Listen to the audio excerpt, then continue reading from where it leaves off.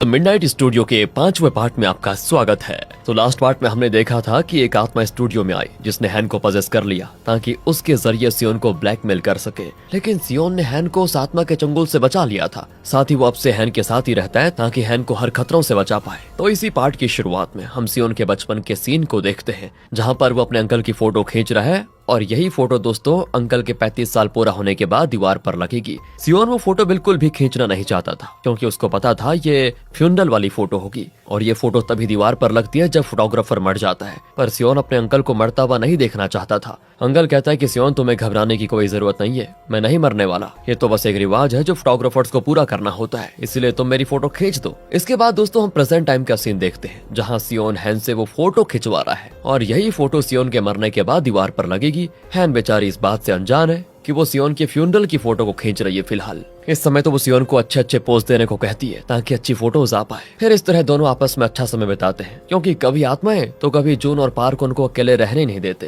लेकिन उनकी फूटे किस्मत जून उसी टाइम स्टूडियो में आ जाता है। ये देखकर तो सियोन हैन को वहीं छुपा देता है, वरना अगर जून उसके साथ हैन को यह स्टूडियो में अकेले देखेगा तो गलत समझ लेगा। इसलिए सियोन तुरंत हैन को छुपाकर जून से कहता है कि जाओ देखो तो कोई आत्मा आई कि नहीं, तब तक मैं भी आता हूँ, जाओ। इसलिए जून चला जाता है जिससे दोनों की जान में जान आती है कि चलो बच गए। दूसरी तरफ पार्क अपनी पत्नी से मिलने आया होता है, लेकिन वहाँ उसको टिम नाम का एक लड़का दिखाई देता है जो पार्क की पत्नी को गले लगाए हुए है क्योंकि टिम उसको पसंद करता है। उसको पता है कि पार्क के मरने के बाद वो अकेली हो गई है, इसीलिए टिम उससे शादी करना चाहता है ताकि पार्क की पत्नी को भी सहारा मिल जाए। ये देखकर तो पार्क के गुस्से का ठिकाना नहीं रहता, उसका बस चले तो वो अभी टिम को मार डाले। उसके गुस्से की वजह से ही वहाँ लाइट्स वगैरह फूटने लग जाती है, लेकिन तब पार्क की पत्नी टिम से कहती है कि मैंने कहा था ना हमारा कुछ नहीं हो सकता, इसलिए मुझे परेशान मत करो और चले जाओ यहाँ से। टिम भी उदास होकर चले जाता है वहाँ से। वो तो उदास था लेकिन पार्क सीधे सदमे में जा चुका था कि आखिर मेरी पत्नी इतनी जल्दी दूसरे बंदे के करीब कैसे आ सकती है, कुछ ही महीने तो हुए हैं मुझे मरे हुए अभी। दोस्तों यही चीज उसे बर्दाश्त नहीं हो रही है। वो जब सियोन और बाकियों के साथ भी बैठा होता है ना, तब भी वो इसी बारे में सोच सोच कर बड़ा गुस्सा होता है।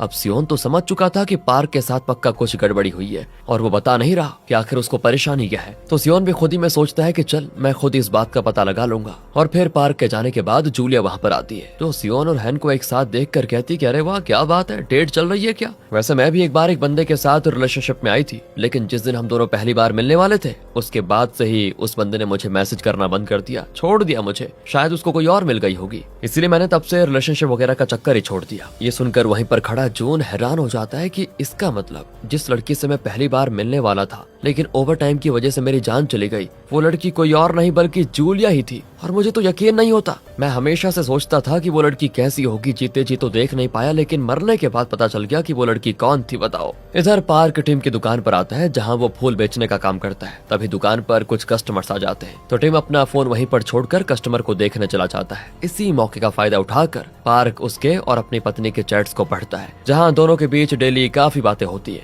वो भी प्यार वाली बातें। पार्क की पत्नी तो समझ चुकी थी कि वो अभी तक माँ भी नहीं बनी है, ऐसे हमेशा वो पार्क की यादों में जिंदगी नहीं गुजार सकती, इसलिए उसको आगे मूव ऑन करना है। और एक हिसाब से उसका मानना बिल्कुल भी ठीक था दोस्तों, लेकिन ये चीज पार्क से बर्दाश्त नहीं हो रही है। वो दोबारा से इतना गुस्सा हो जाता है कि इस बार वो टिम को मार ही देता, बट सियोन वहाँ पर आकर पार्क को रोक लेता है क्योंकि सियोन तब से उस पर नजर रखे हुए था कि ये पार्क आजकल इतना गुस्से में इतना अजीब अजीब बिहेव क्यों कर रहा है। इसलिए सियोन उसका पीछा कर रहा था कि पार्क की आखिर प्रॉब्लम क्या है जो अचानक से वो इतना बदला बदला लग रहा है। सियोन पार्क से कहता है कि तुम तो एक पुलिस ऑफिसर थे ना जिसे गलत चीज बिल्कुल बर्दाश्त नहीं होती, तो अब एक मासूम इंसान जिसने कभी कोई गलती भी नहीं की उसको बिना मतलब के मार रहे हो और अपराधी बनना चाहते हो? नहीं, जिस पार्क को मैं जानता हूँ वो ऐसा बिल्कुल नहीं है। वो तो उल्टा खुश हो जाता कि उसकी पत्नी जिंदगी में आगे बढ़ रही है। ये सुनकर पार्क समझ जाता है कि सियोन तो बिल्कुल सही कह रहा है, इसलिए वो खुद का गुस्सा शांत करके टिम को मारने का विचार अपने दिमाग से निकाल लेता है। अगले सीन में हैन काम करके काफी ज्यादा थकी होती है, इसलिए उसका मूड फ्रेश करने के लिए सियोन उसको कैंपिंग पर लेकर जाता है ताकि नई जगह घूमेंगे तो दोनों का दिल बहल जाएगा। इस चीज से हैन भी काफी ज्यादा खुश होती है और दोनों कैंपिंग पर जाने के लिए निकल पड़ते हैं। अब जाते हुए सियोन जून से ये भी कहता हुआ जाता है कि देखो कोई भी आत्मा अगर स्टूडियो में आए तो मुझे याद से बता देना, मैं तुरंत आ जाऊंगा। सियोन के जाने के बाद जून आत्माओं को तो छोड़ो स्टूडियो तक का ख्याल नहीं रखता, वो तो बस हर समय जूलिया के आगे पीछे रहता है। उसको किसी भी तरह की मदद की जरूरत होती है ना तो जून तो तुरंत किसी के भी शरीर को पजेस करके उस आदमी के जरिए जूलिया का काम करवा देता है। अब इस चीज से जूलिया भी हैरान हो जाती है कि अचानक से लोगों को हो क्या गया है, वो मेरी मदद क्यों कर रहे हैं। कहीं ऐसा तो नहीं कि लोगों को पता चल गया हो कि मैं एक कैंसर पेशेंट हूँ। नहीं नहीं, मेरा कैंसर तो अब ठीक हो रहा है। खैर छोड़ो, जो भी हो मेरे लिए अच्छा ही है। वहीं दोस्तों पुलिस ऑफिसर को तो अभी भी सियोन पर शक है कि ये बंदा पक्का कुछ ना कुछ मिस्टीरियस है। मैंने नोटिस किया कि इसका स्टूडियो सिर्फ रात को खुलता है और सारा दिन बंद रहता है। कहीं ऐसा तो नहीं कि स्टूडियो के अंदर कुछ गलत काम हो रहा हो? पता लगाना पड़ेगा इसका। अब कुछ देर के बाद जून जब स्टूडियो के अंदर अकेला बैठा होता है तभी उसको आसपास हलचल महसूस होती है। वो घबरा जाता है कि क्या हो गया। और दोस्तों ये हलचल उसी ट्रक वाली आत्मा ने की होती है, क्योंकि वो आत्मा स्टूडियो की तरफ बढ़ रही होती है। ये देखकर जून के पसीने निकल जाते हैं कि ये शैतान है कौन और ये स्टूडियो की तरफ क्यों आ रहा है। वो आत्मा कहती है कि मुझे एक कैमरा दे दो, मैं चला जाऊंगा यहाँ से। कहकर वो जून पर हमला करने की कोशिश करता है, लेकिन जून कैमरा उसको नहीं दे सकता था। इसलिए वो बड़ी मुश्किल से अपनी जान बचाकर स्टूडियो के अंदर आ जाता है, क्योंकि स्टूडियो के अंदर एक अदृश्य शक्ति है जो बुरी आत्माओं को अंदर आने से रोकता है। इसीलिए वो आत्मा अंदर नहीं आ पाती, जिससे उसको काफी गुस्सा आ जाता है। तो गुस्से में वो तो वहीं पर तोड़ फोड़ मचाने लग जाता है। और वो आत्मा काफी ज्यादा शक्तिशाली भी है वैसे। जून तो सियोन को आवाज लगाता है कि जल्दी यहाँ पर आ जाओ, वरना मुझ जैसे दोस्त को हमेशा हमेशा के लिए खो दोगे। ये शैतान मुझे कभी भी मार डालेगा। दूसरी तरफ सियोन स्टूडियो की चीज से अनजान आराम से हैन के साथ यहाँ पर कैंपिंग कर रहा होता है। लेकिन जब भी वो हैन को देखता है ना, उसे उसी लड़की की याद आती है जिससे वो बचपन में मिल चुका था। इसीलिए वो हिम्मत करके एक बार हैन को उसी लड़की के नाम से पुकारता है। और ये सुनकर हैन हैरान कि ये तो मेरा पेट नेम है। बचपन में मेरी माँ मुझे प्यार से इसी नाम से पुकारती थी, लेकिन तुम्हें कैसे पता चला? मैंने तो तुम्हें कभी ये बताया नहीं। सियोन कहता है तो इसका मतलब मेरा शक सही निकला। तुम वही लड़की हो जो मेरे स्टूडियो में तब आई थी जिस टाइम तुम्हारे माता पिता एक्सीडेंट का शिकार होकर मारे गए थे। तुम उस समय काफी ज्यादा सदमे में थी, इसलिए तुम्हें वो बात याद नहीं कि हम करीब 15 साल पहले भी मिल चुके हैं। अब दोस्तों वो हैन को सारी चीजें याद दिलाने की कोशिश करता है, जिससे हैन को भी सब कुछ याद आ जाता है। और वो सियोन को अपने हाथ पर बना हुआ सिंबल भी दिखाती है, जैसा सेम टू सेम सियोन के गले में भी बना हुआ है। सियोन कहता है कि जब तुम पहली बार स्टूडियो में आई थी तब तुम आत्माओं को देख सकती थी, जिससे तुम्हें काफी ज्यादा डर लगता था। तो मैंने कई दिनों की मेहनत और काफी जड़ी बूटियों की मदद से तुम्हें इस काबिल बनाया, या अगर कभी तुम्हें आत्माएं दिखाई भी दे तो तुम उनको खुद से दूर भगाकर अपना बचाव कर सको। जो शक्ति तुम्हारे पास है ना, वो मैंने ही तुम्हें बचपन में दी थी। है ये क्या है दोस्तों? ये सुनकर तो हैन हैरान हो जाती है। वो कहता है कि तभी तो मेरी शक्तियां तब जागती है जब तुम मेरे करीब होते हो, क्योंकि ये तुम्हारी दी हुई है। अब अगले सीन में हमें करीब 4 साल पहले का सीन दिखाते हैं, जहाँ पर ये मैक्स नाम का बंदा अभी अभी जेल से रिहा हुआ है। लगता है बहुत खुश है आज कि आज वो अपने परिवार वालों से मिलेगा। लेकिन जैसे ही वो घर पर आता है तो कोई मास्क पहना हुआ आदमी उस पर हमला कर देता है, जो उसी के घर में छुपकर उसके आने का इंतजार कर रहा था ताकि उसे मार पाए। वो आदमी पीछे से रस्सी की मदद से मैक्स का गला पकड़ लेता है और रस्सी को इतनी जोर से दबाता है कि दम घुटने की वजह से मैक्स की जान चली जाती है। और इसके बाद वो आदमी मैक्स की लाश को ऐसे पंखे से लटकाता है कि मानो मैक्स ने खुद को फांसी लगा दी हो। कि मैक्स कौन है और इसके बारे में क्यों दिखाया गया, आगे पता चलेगा आपको। तब तक हम अपनी पहली वाली स्टोरी को जारी रखते हैं। अब दोस्तों प्रेजेंट टाइम पर सियोन कैंपिंग खत्म करके जैसे घर आता है तो घर के बाहर उसे कई लोगों की भीड़ और पुलिस वाले खड़े दिखाई देते हैं, क्योंकि जितनी भी बिल्लियां आसपास के इलाके से गायब हुई थी उन सभी की लाशें पुलिस को सियोन के घर के बाहर पड़ी हुई मिलती है। और इन सभी को उसी ट्रक वाली आत्मा ने यहाँ पर फेंका था। पुलिस वाले अब जांच पड़ताल करने के लिए आए हुए हैं कि यहाँ हुआ क्या। और ऑफिसर को तो सियोन पर पहले से ही शक था, तो वो उससे कहता है कि तुझ पर तो मेरी पहले से नजर थी बेटा, कहीं भागने की कोशिश मत करना, सबूत मिल जाए उसके बाद आऊंगा तुझे पकड़ने के लिए। कहकर पुलिस वाला चला जाता है। अब सियोन जैसे ही स्टूडियो में आता है तभी वहाँ पर मैक्स की आत्मा पहुंच जाती है। वो कहता है कि देखिए मुझ पर गलत आरोप लगाया गया है, मैंने उन लोगों को नहीं मारा, जबकि उस इंसान ने मेरे साथ मेरे दोस्तों को भी मार दिया। मुझे इंसाफ चाहिए, इसलिए मुझे हैन से मिलना होगा, मुझे उससे मिलवा दो। ये सुनकर सियोन भी हैरान कि इसका हैन से क्या लेना देना है जो ये उससे मिलना चाहता है, लेकिन वो कुछ बता पाता। मैक्स का खुद पर से कंट्रोल खत्म होने लगता है, इसीलिए वो बेकाबू होकर सियोन और बाकियों पर हमला करके स्टूडियो से बाहर निकलता है ताकि हैन से मिल पाए। अब दोस्तों कुछ देर के बाद हैन ने सियोन की जो फ्यूनरल वाली फोटो खींची थी ना, मतलब जो फोटो सियोन के मरने के बाद लगेगी, उसे लेकर वो स्टूडियो आती है और प्यार से उस फोटो को सियोन के पिता के आगे लगा देती है।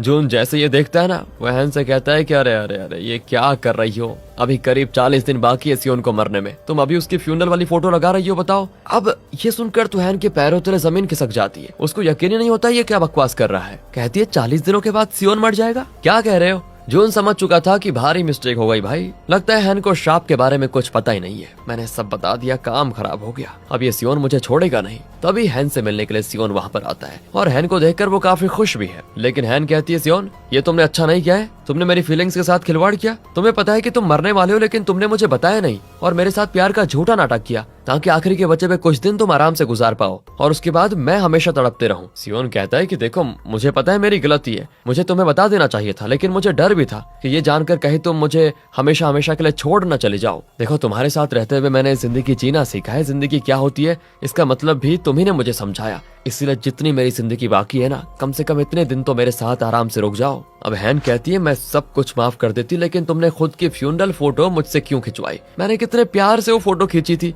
इस उम्मीद में कि वो एक याद की तरह हमारे पास रहेगी, लेकिन उसका मतलब कुछ और ही था। कहकर वो गुस्से में चली जाती है। सियोन चाहकर भी उसको रोक नहीं पाता। अब सियोन जैसे ही जून के पास आता है, उसको जून एक पेपर पर कुछ लिखते हुए दिखाई देता है। जून कहता है कि तुम्हारी अगर कोई इच्छा है ना, तो उसको भी एक पेपर पर लिख दिया करो। देखो, मैंने लिखा था कि काश मैं उस लड़के से मिल पाऊं जिससे मैं बात करता था, और देखो मेरी इच्छा पूरी हो गई। तो तुम भी कुछ लिखकर ट्राई करो ना। ये सुनकर सियोन भी पेपर पर कुछ लिखता है, लेकिन वो क्या लिखता है हमें नहीं बताया जाता। अब पार्क सियोन के पास मैक्स की केस फाइल लेकर आता है, जिसमें सारी डिटेल्स लिखी हुई है कि 4 साल पहले मैक्स की मौत कैसे हुई और वो हैन को क्यों ढूंढ रहा है। तो असल में दोस्तों, मैक्स वही इंसान है जिसके केस को सॉल्व करते हुए हैन को अपनी नौकरी से हाथ धोना पड़ा था। हैन ने मैक्स का केस लड़ा था, लेकिन मैक्स को फांसी हो गई। तो वो फांसी सरकार ने नहीं दी थी, बल्कि जैसा कि हमने देखा था कि किसी अनजान मास्क पहने हुए इंसान ने जेल से बाहर आते ही मैक्स को उसके घर के अंदर मार दिया और उसके गले में फंदा डालकर लटका दिया, ताकि दुनिया को लगे कि मैक्स ने आत्महत्या की है। मैक्स के ऊपर आरोप था कि वो चोरी करके एक घर के अंदर घुसा, जिसके साथ 2 और चोर शामिल थे,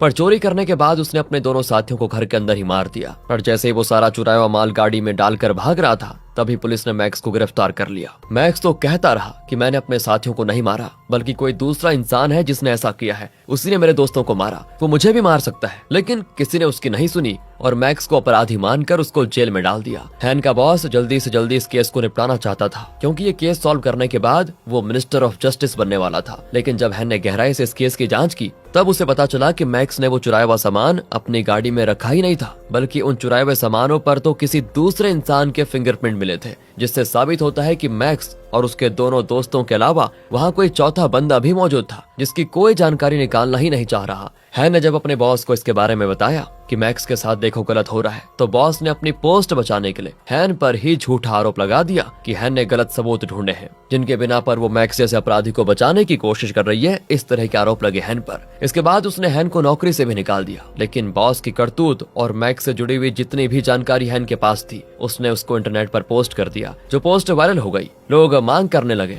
कि मैक्स अपराधी नहीं है, उसको छोड़ दिया जाए, इसीलिए मैक्स को बेल दी गई। लेकिन आरोप उस पर से खारिज नहीं हुए थे। पर बेचारा मैक्स जिस दिन जेल से बाहर आया था, उसी दिन किसी मास्क वाले बंदे ने उसको मारकर फांसी पर लटका दिया। इस चीज को देखकर लोगों ने यह अनुमान लगाया कि सच में मैक्स ने अपने दोनों दोस्तों को मारा होगा, जिसके गिल्ट में आकर उसने आत्महत्या कर ली। इसी वजह से हैन खुद को मैक्स की मौत का जिम्मेदार मानती है कि काश मैं वो पोस्ट नहीं करती तो मैक्स जेल में ही रहता, पर कम से कम जिंदा तो रहता। और अब ये सारी चीजें जानकर सियोन कहता है कि हमें मैक्स को हैन से मिलने से रोकना होगा, न जाने वो हैन के साथ क्या करना चाहता है। इसलिए सियोन हैन के पास जाता है, तो जून और पार्क मैक्स की आत्मा को ढूंढने के लिए जाते हैं कि वो कहाँ भाग गया। इधर मैक्स की आत्मा अपने घर पर जाती है, जहाँ वो ये देखकर परेशान हो जाता है कि उसकी बहन अभी तक उसके घर पर क्यों है, क्योंकि 4 साल पहले जबकि उसकी बहन की शादी हो गई थी, वो अभी तक यहाँ पर क्या कर रही है, ये सवाल उसके मन में होते हैं। अपनी बहन और माँ के बीच हो रही बातचीत को सुनकर मैक्स को पता चल जाता है कि जैसे ही मैक्स जेल गया, ये जानते ही लड़के वालों ने शादी करने से इनकार कर दिया कि जिसका भाई हत्यारा हो उसकी बहन से शादी नहीं करनी। और उसके बाद से आज तक किसी लड़के ने मैक्स की बहन से शादी करने के लिए हामी नहीं भरी। ये जानकर मैक्स का दिल टूट जाता है कि मैंने अपनी बहन को पलकों पर बैठा के रखा था,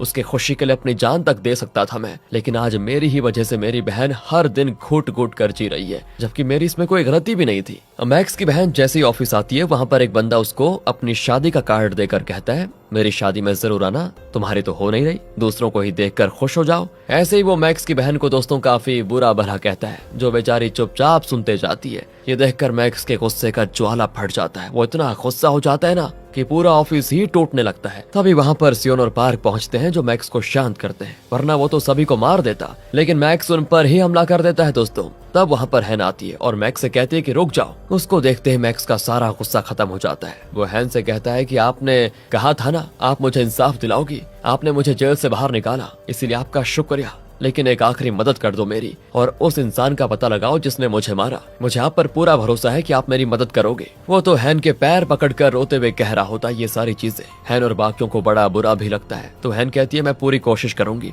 तुम्हें इंसाफ दिलाने की, मुझ पर भरोसा रखो। अब सारे लोग मैक्स को स्टूडियो लेकर आते हैं, जहाँ वो उससे पूछते हैं कि आखिर तुमने चोरी करने का फैसला किया क्यों। मैक्स कहता है कि मेरी बहन की शादी होने वाली थी, लेकिन हमारे पास इतने पैसे नहीं थे कि हम शादी के खर्चे उठा पाए। लड़के वाले दहेज में काफी पैसे मांग रहे थे, अगर हम उनके पैसों की मांग पूरी कर देते तो हम सड़क पर आ जाते। तो मैंने मेरी बहन की खुशी के लिए एक फैसला लिया कि मैं बड़ी नहीं लेकिन छोटी चोरी करूंगा, ताकि थोड़े बहुत पैसों का बंदोबस्त हो जाए। इस काम में मेरे दो दोस्तों ने भी मेरा साथ दिया। उन दोनों ने पहले घर के अंदर एंट्री मारी, उसके बाद मुझे घर में जाना था, लेकिन जैसे मैं अंदर गया वहाँ मेरे दोनों दोस्तों की लाशें पड़ी हुई थी। उसको देखकर मैं काफी ज्यादा डर गया था और घर से भागने की कोशिश करने लगा, लेकिन पुलिस ने मुझे पकड़ लिया। ये सुनकर सियोन कहता है कि अच्छा तो अब ये बताओ कि अगर तुम 4 साल पहले मर गए थे तो 4 सालों तक क्या कर रहे थे? जब तुम मरे थे तभी स्टूडियो में आ जाते। मैक्स कहता है कि मेरी आत्मा मरने के बाद भटक चुकी थी, मुझे कुछ रास्ता नहीं मिल रहा था, लेकिन तब मुझे एक भले आदमी की आत्मा मिली। उसने मुझे स्टूडियो का रास्ता बताया। वो भला आदमी खुद को फोटोग्राफर बता रहा था।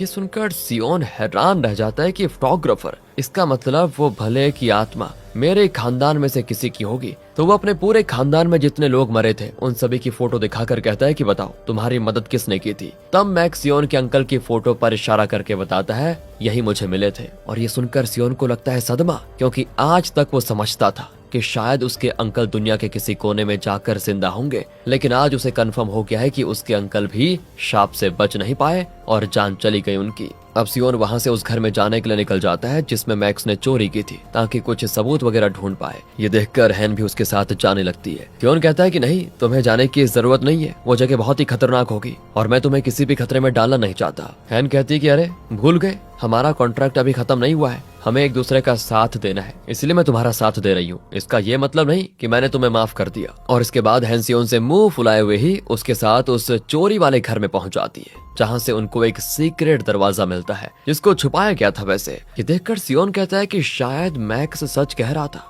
हथियारे ने मैक्स के दोनों दोस्तों को मारा और इसी रास्ते से वो बाहर निकल गया, लेकिन वो हो कौन सकता है इसका पता लगाना पड़ेगा। इसके बाद दोनों स्टूडियो वापस जाते हैं। पार्क कहता है कि हैन के बॉस ने मैक्स का केस जल्दी जल्दी खत्म करने की कोशिश की ताकि उसको प्रमोशन मिल सके। कहीं ऐसा तो नहीं कि बॉस भी इस केस में मिला हुआ हो। उसने मैक्स को मोहरा बनाया ताकि उसको फंसाकर अपना फायदा कर सके। इसीलिए हैन अपने बॉस से मिलने जाती है और कहती है मुझे पता है मैक्स की हत्या में आपका कुछ न कुछ कनेक्शन तो जरूर है, देख लेना जल्दी से जल्दी मैं ये कनेक्शन पता करके रहूंगी। उसके बाद तुम्हारी इज्जत का फालूदा ना बनाया ना तो मेरा नाम भी है नहीं। अब अगर इन सब से बचना चाहते हो तो जो भी मैक्स के बारे में पता है तुम्हें मुझे सब बता दो। बॉस कहता है कि जिस पोजीशन पर अभी मौजूद हो उससे भी नीचे जाना चाहती हो क्या? पहली और आखिरी चेतावनी दे रहा हूँ, मेरे काम में घुसने की कोशिश मत करो वरना कहीं की नहीं रहोगी। इतना कहकर बॉस निकल जाता है। अब सियोन जब अकेले घर पर होता है तब उसको उसके अंकल दिखाई देते हैं। उनको देखकर वो कहने लगता है कि आपने तो कहा था ना कि आप ऐसी जगह ढूंढेंगे जहां हम शाप से बच सकते हैं,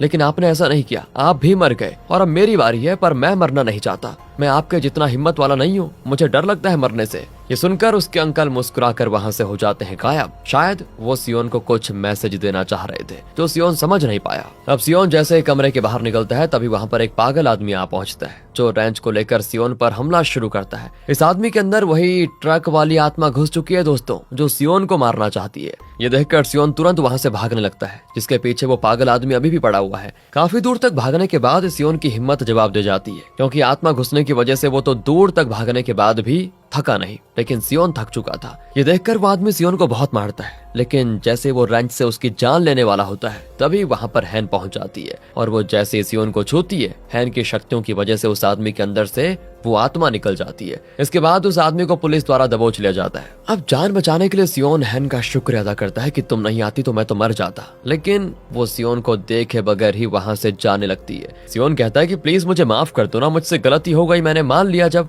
अगर तुम मुझे छोड़कर चली गई तो मैं तो 40 दिन से पहले ही मर जाऊंगा, इसलिए मुझे छोड़कर मत जाओ। अब ये सुनने के बाद हैन की आंखें भर आती है। वो रोते हुए सियोन से कहती है कि मैं जिंदगी भर तुम्हारे साथ रहना चाहती हूँ, ना कि सिर्फ 40 दिनों के लिए। मुझे भी तुमसे दूर नहीं होना, तुम्हें कुछ हुआ तो मैं बर्दाश्त नहीं कर पाऊंगी, इसलिए मेरा साथ कभी मत छोड़ना तुम भी। सियोन उसको गले लगा लेता है और उसके आंसू पोंछते हुए कहता है प्लीज, मैंने कभी कोशिश ही नहीं की इस शाप से बचने की, क्योंकि मेरे पास कुछ ऐसा था ही नहीं जिसके लिए मैं जिंदा रहने की कोशिश करूं, लेकिन अब मुझे वो वजह मिल चुकी है। हैन, वादा करता हूँ दुनिया इधर के उधर क्यों ना हो जाए, पूरी जान लगा दूंगा ताकि हमेशा तुम्हारी आंखों के सामने रहूं। इसके बाद दोस्तों हमें वो पेपर दिखाया जाता है जिसमें सियोन ने अपनी आखिरी इच्छा लिखी थी। उसमें लिखा होता है कि मैं अपना 36th बर्थडे मनाना चाहता हूँ, काश भगवान वो दिन मेरी किस्मत में डाल दे। यही सियोन की इच्छा थी जिसे अब वो जी जान लगाकर पूरा करने की कोशिश करेगा। सच में दोस्तों एंडिंग ने इमोशनल कर दिया यार। ये तो हमें आगे पता चलेगा कि सियोन हैन से क्या वो वादा पूरा कर भी पाता है या फिर नहीं,